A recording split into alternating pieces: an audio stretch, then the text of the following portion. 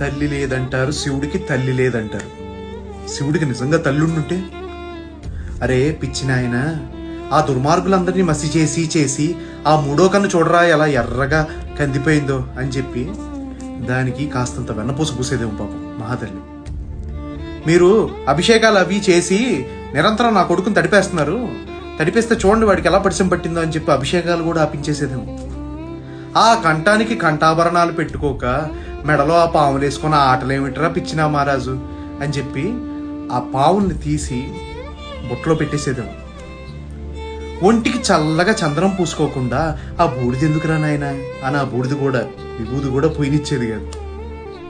వెండికొండ బ్రహ్మాండంగా కైలాసం ఉంది, చల్లగా అక్కడ కూర్చోక ఈ శ్మశానాల్లో ఈ చితి మధ్యలో ఆ వేడి సగల మధ్యలో ఈ తక్కలు నీకు అవసరమారా పిచ్చి తండ్రి అని చెప్పి శ్మశానం కూడా తిరగనిచ్చేది కాదు.